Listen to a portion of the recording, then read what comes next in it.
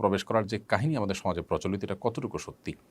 সাদ্দাদ তার সময়কালের নবীর কথা শুনে, নবী তাকে যখন আহ্বান করেছেন তাওহীদের পথে, ঈমানের পথে আসার জন্য, তখন কি পাবেন সে বিনিময় জানতে চাইলে যখন জান্নাত পাবেন শুনেছেন, তখন সাদ্দাদ নাকি নিজে নিজে জান্নাত তৈরি করেছেন। অনেক বছর ধরে তার বিভিন্ন বিবরণের কথা শোনা হয়, লোকমুখে প্রচলিত আছে, এবং সেই জান্নাতে প্রবেশ করার আগে সে ধ্বংস হয়েছে ইত্যাদি ইত্যাদি। এইটি একেবারেই অপ্রমাণিত একটি কাহিনী, যেটি বিভিন্ন ইসরায়েলি বা ইহুদিদের বর্ণিত বিভিন্ন বর্ণায় পাওয়া যায়।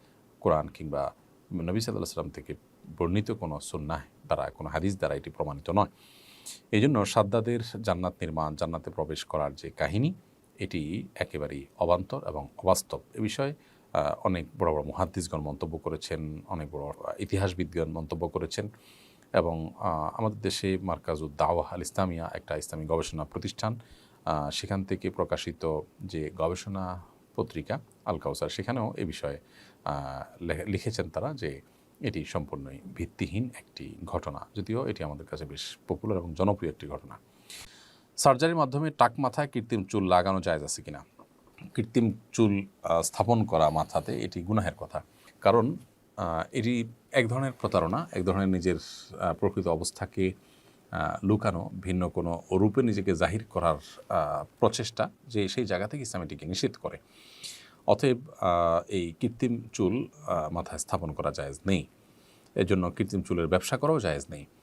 আল্লাহ রাব্বুল আলামিন মানুষকে যেই হালতে রেখেছেন সেই হালতেই থাকবেন। এটা এমন বিষয় না যে এটা আসলে অসুস্থতা, বিধায় এটা আপনি ট্রিটমেন্টের জন্য উদ্যোগ নিলেন। হ্যাঁ, আপনার কোনো জায়গায় দাঁত পড়ে গেছে, সেখানে দাঁত স্থাপন করেছেন, আপনার আঙ্গুল পড়ে গেছে, সেখানে আপনি এমন কিছু স্থাপন করেছেন যাতে চলতে উঠতে সুবিধা হয়, পাও ভেঙে গেছে, সেখানে আপনি স্ট্রেচার ব্যবহার করলেন, বা এমন কিছু লাগালেন যেটাতে আপনি পায়ে চলার কাজ হয়।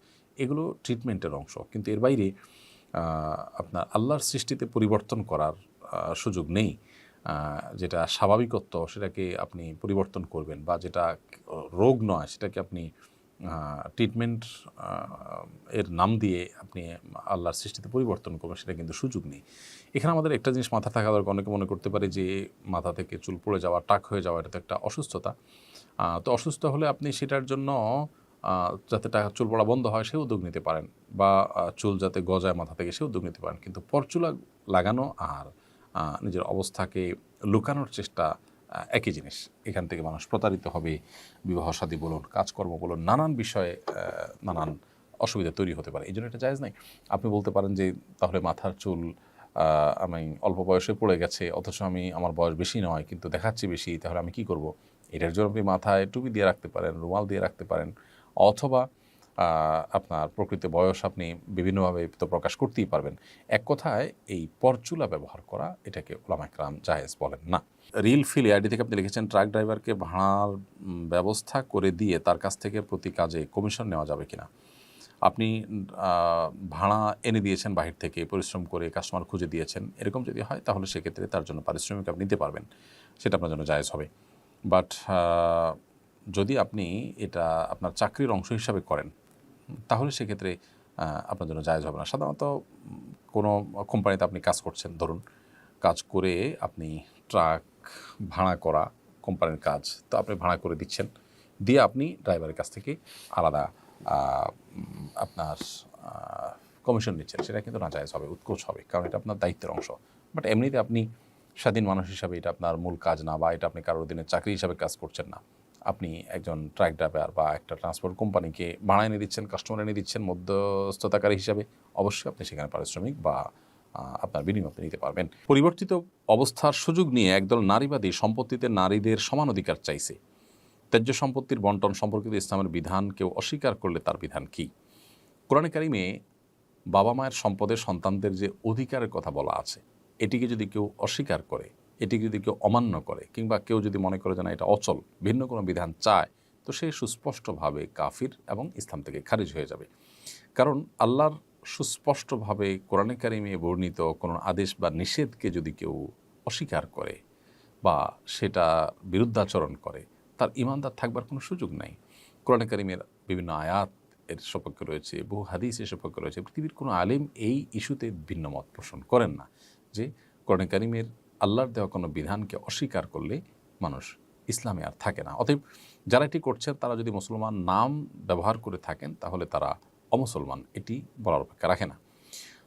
মনে রাখা উচিত সংখ্যাগরিষ্ঠ মানুষ যেই বিধান চায়, যে কোনো ইস্যুতে তারা যেটি চায় তার ভিন্ন কোনো কিছু চাপিয়ে দেওয়া, এটাই হলো জুলুম, এটাই হলো স্বৈরতন্ত্র, এটাই হলো বৈষম্য, এটাই হলো অবিচার। আমরা গণতন্ত্রের নামে, মানবাধিকারের নামে যা করছি সেটা হলো মানুষের অধিকার খর্ব করার নামান্তর। যারা নারীদের প্রতি মায়া দেখাতে গিয়ে এই কাজটি করছেন, তারা কিন্তু আমাদের দেশে পরিবার ব্যবস্থাপনাকে ভেঙে দিতে চান। কীভাবে ভেঙে দিতে চান? কারণ সম্পদে স্বামী ছেলে মেয়ে উভয়ের যদি সমান ভাগ দেওয়া হয়, তাহলে সেক্ষেত্রে দৈনন্দিন জীবনে ছেলে মেয়ে একসাথে যখন সাংসারিক জীবন করেন, তখন তারা ব্যয়ভারও সমান সমান করে দেওয়ার একটা প্রশ্ন আসবে। তখন দিন শেষে কী হবে? পৃথিবীর বিভিন্ন উন্নত দেশে এই জিনিসটি হচ্ছে যে স্বামী স্ত্রী উভয়ের সমান সমান করে শেয়ার করেন, উভয় উপার্জন করেন, তা দিয়ে সংসার চলে। তাদের সাংসারিক জীবন অবস্থা কেমন? তাদের পরিবারগুলোর অবস্থা কেমন? আর আমাদের দেশে পরিবার ব্যবস্থাপনা কেমন? সেটা আমরা যদি কম্পেয়ার করি তাহলে দেখতে পাবো। দেখুন, স্ত্রী তার ভেতরের দিকটা সামলাচ্ছেন, স্বামী তার বাহিরের দিকটা সামলাচ্ছেন। এর চেয়ে সুন্দর কোনো ব্যবস্থাপনা পৃথিবীতে হতে পারে না। এটা আল্লাহ তাআলা এভাবেই সৃষ্টি করেছেন মানুষকে, নারীকে সৃষ্টি করেছেন তার দৈহিক অবকাঠামো। আপনি অ্যানালাইসিস করলে দেখবেন যে আল্লাহ রাব্বুল আলামিন এমন সৃষ্টি করেছেন তার জন্য ঘরের দিকটা সামলানো তার জন্য ইজি এবং সহজ। তার বক্ষে আল্লাহ তাআলা শিশুর খাবার রেখেছেন, তার গর্ভে আল্লাহ তাআলা সন্তান দিচ্ছেন। তার শারীরিক সকল কাঠামো, সকল আল্লাহর যে সৃষ্টি শৈলী, সেটি প্রমাণ করে, সাব্যস্ত করে যে তিনি ভেতরের সাইডটাকে সামলাবেন। সো যারা ছেলে মেয়েদের বাবা মার সম্পদে সমান অধিকার নিশ্চিত করতে চাইছেন, শুনতে খুব মুখরোচক শোনা গেলেও তারা মূলত সমাজে পরিবার ব্যবস্থাপনাকে ভেঙে দিতে চাচ্ছেন এবং তারা মূলত অবিচার করতে চাচ্ছেন। দেখুন, একজন নারী তিনি বাবার সম্পদে, মায়ের সম্পদে ছেলের চাইতে কম পাচ্ছে, কিন্তু এই নারী যতদিন তিনি বেঁচে থাকবেন, বাবার সংসারে থাকলে তার ব্যয়ভার বাবার উপর বর্তাবে, অথবা ভাইয়ের উপর বর্তাবে, বিয়ে হয়ে গেলে স্বামীর উপরে বর্তাবে, না হলে ছেলের উপরে বর্তাবে, তার নিজের উপরে কখনো বর্তাবে না। অন্যের ব্যয়ভার তো দূরের কথা, নিজের ব্যয়ভারও নিজের উপরে বর্তাবে না। আর একজন ছেলে তিনি নিজের ব্যয়ভার নিজের উপরে বর্তাবে প্রাপ্তবয়স্ক হওয়ার পর থেকে, কারোর উপরে তারটা বর্তাবে না। এর পাশাপাশি তার স্ত্রী, মা বাপ এবং ছোটো ভাই বোন সবারটা তার উপরে বর্তাতে পারে। তাহলে সকল নিজের এবং পরের সকল ব্যয়ভার বহন করার পরও তিনি যদি পান 2 টাকা, আর নারী তার অন্যের তো দূরের কথা নিজেরটারও ব্যয়ভার বহন করতে হচ্ছে না, তিনি যদি পান 1 টাকা, তাহলে এটা তার প্রতি কি জুলুম? দেখুন, ইসলাম সমান দিতে বলে না, ইসলাম ন্যায্য অধিকার দিতে বলে। সবসময় সমান দেওয়ার ভিতরে কোনো আপনার ন্যায্যতা বা ইনসাফ হতে পারে না। আপনার 2টি সন্তান আছে, একটি ছোট আর একটি বড়। বড় সন্তানটার জন্য যে জামা কিনেছেন, ছোট সন্তানকেও যদি একই জামা কিনে দিতে চান সমান দিতে গিয়ে, তাহলে এটা কি জুলুম হবে নাকি সুবিচার হবে? ইসলাম সবসময় ন্যায্য অধিকারের কথা বলে, সমান অধিকারের কথা বলে না।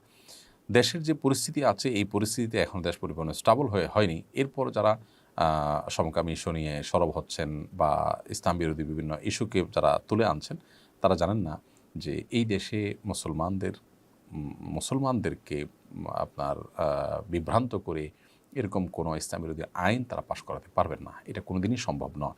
এর আগে বিভিন্ন সরকার চেষ্টা করেছে, গণতান্ত্রিকভাবে বা জনগণের ভোট নিয়ে নির্বাচিত হয়ে এসেও অনেক সরকার চেষ্টা করেছে, কেউ পারেনি। অতএব এটি করতে গিয়ে দেশকে যারা অস্থিতিশীল করতে চায়, তারা দেশের শত্রু বলে আমরা মনে করি। বিশেষ করে একটা আনস্টেবল পরিস্থিতিতে, যেখানে দেশের স্বাভাবিক অবস্থায় পরিপূর্ণভাবে ফিরে আনাটা চ্যালেঞ্জিং কাজ, সবাই আমরা সর্বাত্মক সহযোগিতা করছি, সেখানে এই চক্র যারা এই সমস্ত ইস্যুগুলো এখন আনছে, আমি মনে করি তারা দেশকে অস্থিতিশীল করতে চায় এবং এদের বিরুদ্ধে আমাদের সোচ্চার হওয়া উচিত। আমাদের সমাজে ধারণা আছে যে অটিস্টিক শিশুরা বাবা মায়ের পাপের ফসল। অটিস্টিক শিশুর বাবা মায়েরা অনেক সময় কটূক্তির শিকার হন। আসলেই কি অটিস্টিক শিশুরা বাবা মায়ের পাপের ফল? পরিবারে এবং সমাজে অটিস্টিক শিশুর মর্যাদা কেমন হওয়া উচিত? তাদের প্রতিপালন সম্পর্কে আপনার পরামর্শ কামনা করছি।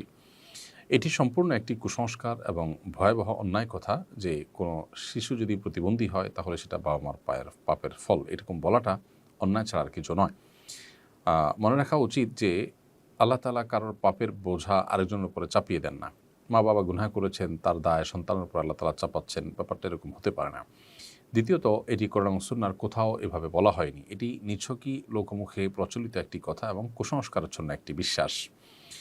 আল্লাহ রাব্বুল আলামিন যে বাচ্চাকে অটিস্টিক করেন, এটা বাবা মার জন্য যেমন পরীক্ষার বিষয়, আবার ওই বাচ্চার জন্য কোনো কোনো ক্ষেত্রে পরীক্ষার বিষয় হয়, কোনো কোনো ক্ষেত্রে।